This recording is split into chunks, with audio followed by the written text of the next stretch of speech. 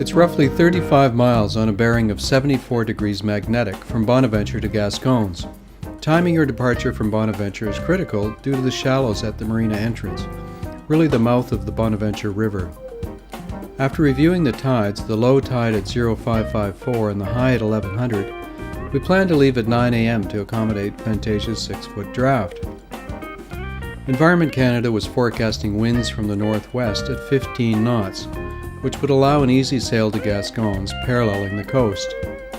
Unfortunately, the wind started out strong, but by 1400 hours it diminished to very light. We furled the jibs and motor sailed. It's always a hard choice to make, and we would rather sail, but not knowing the harbour at Gascons made it an unattractive option to enter after dark. There's a very small and rugged harbour just a few miles from Gascons at Anse A La Barbe. The entrance is difficult and can be quite shallow if the tide is not right. We motored up to it but decided not to enter because the depth sounder was showing only 6.5 feet.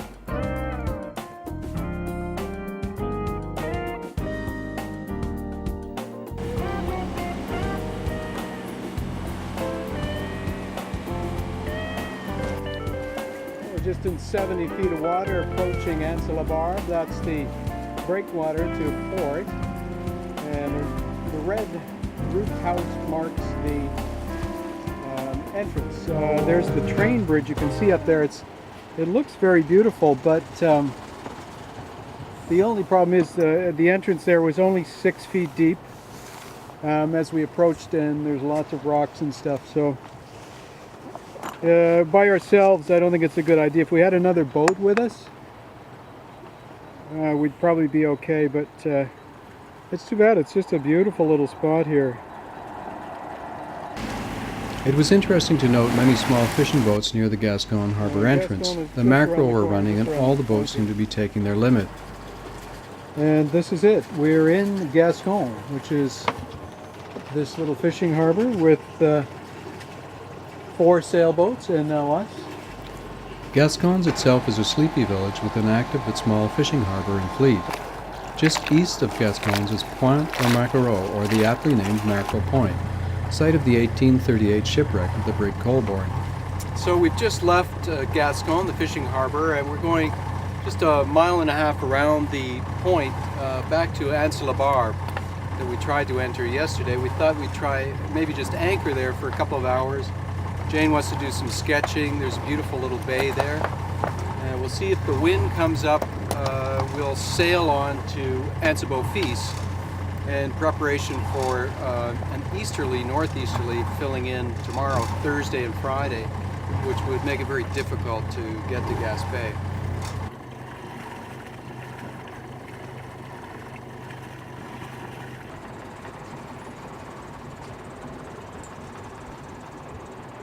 What a beautiful spot.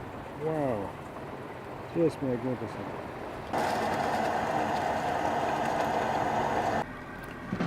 Upon returning from our anchorage at Anse A La Barbe, we went off in search of the possonerie, and finding it, we realized we'd not brought any money. The origin of the name of this village is thought to go back to the beginning of colonization, when a ship coming from Gascogne ran aground here. Many settlers came from the Basque country and also from Normandy and the Channel Islands. In 1838, the Colborne, an English merchant ship, ran aground here, and one of the sailors, having been saved by the local population, married into the village.